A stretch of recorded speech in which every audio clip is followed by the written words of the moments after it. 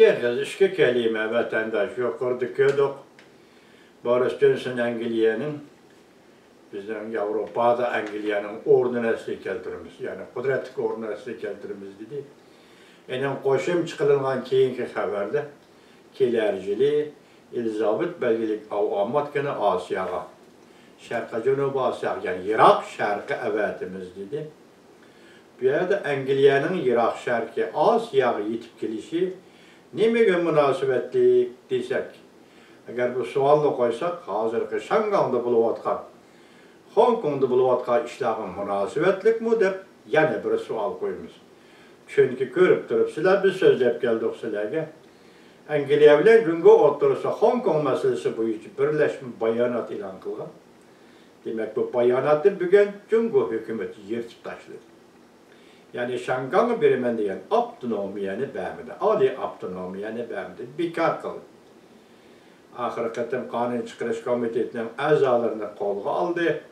Hem onundan burun bu yıl 9. aydı, 8. aydı mı devlet bexaterligi kanun layihesi Şangang'a tanıdı. Hazır endi bugün tünüvillatin Huang Jibin, Şangang'daki okuvcular, yani Şangang Millet İradesi Partisi'nin kurgucuları onu bugün ya ki ete sotkı çakırdı. O yüzünün Paris'de hazır eğzivatman sözü karganda 5 yıl kamak cezası girişi mümkün dedi. Onun yenideki kızcak da Jotin degendik kız mı ben hazır türmede oturuş teyyarlandım dedi. Şu vaziyetini ötkezcili 6. ayının 9. günden başta hazırlıca Şangang vaziyetindeki zor özgürlüş bir yerde uçuk yapaysak Amerika şunca arlaşkan olsun mu çünkü onu pisend kılmadı. Angliya asli müstemlike kılgan zemin çıraylık çünkü ötküzüp bergen idi. Onun gibi çünkü pisend kılmayı ahir hesapta Angliya ile çünkü oturuştaki birleşme bayanat ne? Hatta halkara itiraf eden birleşme bayanatını yırtıp taştı. Pisend kılmadı. Bugün Elizabeth belgelik avam matkının Şarkı Cünubu Asya, yani Irak şarkı yetkilisi ihtimalmışdan münasebet değil. Çünkü şu neresi sizge məlum ki vatandaş diplomatiya, kudretli garbi güç, kudretli garbi güç ve diplomatiya. Diplomatiyanın kendi kudretli garbi güç bulması o diplomatiya akmayla. Yani siz gep kılıp, çıraylık gep kılıp, katlık gep kılıp ötküzenmeyimiz. O diplomatiyanın kendi kudretli devlet gücü boğandığını anladın mümkün. Bugün Angliya kelercili avamatını haydap girip, Irak Şarkı Cünubu Asya'ya haydap girip, Şangang portuğa yakın bir yere turguzup, nime deysen çünkü deyiş mümkün mü? Hazır mülçerlenmeyimiz.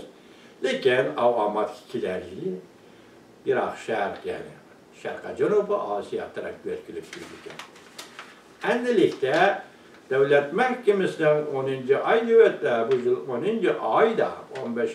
günü de Lobsang yani Tibet memuriyet merkezinin başlarına, o da etkanda memuriyet desi bu hükümetin başlarına.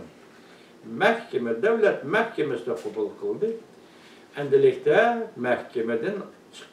mahkemede görüşüş ayaklaşkan değil ki 11. ayının 20.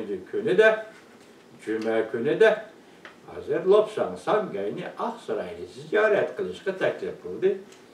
Bu kişi Lobsang Aksaray'da prezident ve muavin prezidentinin işhanesi gözlüğünü götürüptü. Demek mesele yereli söz gör. Yani söz gör diyende hazır endi yukarıdacılık emeldarlardan birisi Lobsang'ın karşı aldığı diyen yapıyor. İşhanedeki emeldarlar ile görüştüğüydü. Bir yere siz dikkat kıldığınız başta tekrarlayıp okuduk. Nime dedi? Amerika Koşmuş Ştatlarının diplomatiya organları Tibet kurallık yani her bir kuş ile besbelenğen zemin. Ama bizden yüzümüzden cümlesi gaylandırdıkça ama asıl cümle ondak emez. Asıl cümlede besbelenğen her bir kuş ile besbelenğen zemin. O şekilde besbelenğen zemin. Onun için beşede haberinin beşede Lobsang nime dedi? Hakiki manadaki özünü özü başkuruş yapı avtonomiya. Yani nime dedi? Bu 19. yıl, 20. yıllık, 20. yıl 2019.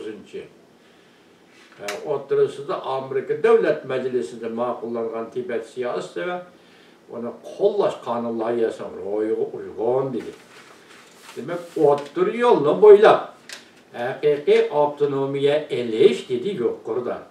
Tövende Amerika diplomatiya organları Tibet qurolliq ve tajovuz qilingan rayon yoki Tibet qurolliq tajovuz qilish orqali egallab elingan zimin. İkisi seliştirip görelim vatandaş. Beşi de avtonomiya depti. Ahırda qurolliq tajovuz qilib besib elingan ziminde. Bir-biriga ziddiyetli. Tajovuz qilingan ekan, besib elingan ekan, ona nimish avtonomiya bermekçi deb savol qo'yib. Nimaga? Jungo tajovuz qilib kiribdi. Besib elibdi, egallabdi. Tibetga avtonomiya bu qanday qoida? Dunyoda shunaqa qoida bormi? O'ylab baqing, atrofingizga bir qarab baqing. Tajovuz qilib kirib ikkinchi bir millatga avtonomiya beribdi. Kim Jungo shunday huquq bergan deb savol qo'ysangiz, bunga javob chiqadi dunyoda? Yo'q. Hozir endi Jungo tajovuz qilib uni avtonomiya berdi, haqiqiy avtonomiya olamiz deydi. O'ttir yo'l bo'yicha lopsang-sanga biroq ishlar nima ish ekanligi sizga ayon. Cümlenin o'zidan bizga ayon. Gapning o'zi hozir Amerika hukumat olmishi shaka saylam. Ahirlashib mushundaq ikkinchi bir mezgillik prezidentning Oqsaroyga kirishiga tayyorlik qilayotgan bir paytda Lobsang Sangayni chaqirib akilib qabul qildi. Buningda biz yoki bir vaziyatda signalmi demaymiz. Lekin Tibetni unutib qolmadi deymiz. Sababi bu 4 yildan beri 10-yilda Lobsang Sangayning kelgini hisob qilmaganda bu 4 yildan beri ya Dalai Lamani ve yoki Tibetlik Lobsang Sangay'daki bir rahbarni Amerika'ya chaqirib akilib ko'rishmagan edi. Yil oxirida nimbozi ko'rishdi deydi. Bu bir Tibetlar uchun xo'sh xabar. Lekin Tibet Lobsang Sangayning aytgan Tibetning vaziyati eğer degan vaziyatni Uyg'uristonning vaziyatiga solishtirsangiz, bu ancha eg'ir emas. Tibetda vaziyat ancha eg'ir emas. Çünkü Dalai Lama özünü götürüp, özünün obrazı bilen Tibet'nin obrazını yaratalıdı. Halkara cemiyetki yaratalıdı. Amerika halkı qolladı. Şunlaşqa halkara cemiyetinin aldığı Xitay, Uyg'uristonda qilgan eskilikni Tibet'e qilolmayotdi. Uyg'uristondagi bostirichni Tibet'e elib borolmaydi. Shundaq bo'lib keldi, hozirgi shundaq. Shuni bilib oling-ki, Xitay Kompartiyasının Tibet'e qaratgan siyaseti birlik siyaseti. Demek bu yerde onu bir gavda bir millet deb e'tirof qildi degan gap Tibetni yoki bir ma'muriy birlik deb eg'izdan chiqamizmi? Jungo markaziy hukumatining Tibet bilan bo'lgan munosabati birlik siyosati munosabati. Uyg'urlarga muomala qilishi Xitoy Kompartiyasini bostirish. Ya'ni nima deydi? Qonun. Qonun bilan muomala qilish. Qonun bilan muomala qilishning ma'nosi bostirish.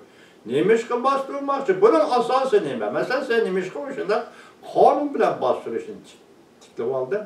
Sababi 45-yil 20 asrning avvalgi yarmining oxirida Uyg'urlar 3-chi qatim jumhuriyat qurdi, ya'ni qurolliq inqilob bilan jumhuriyat qurdi. Balki tarixdagi mushu aloyidilikleri Xitoy uchun aytganda Uyg'urga faqat bostirish bilan muomala qilish bo'lishi kerak, hurmatli vatandosh. Shuni tahlil qildik bo'lamdi ya. Bugungi xabarlarimiz ana shu. Salomat bo'ling vatandoshlar.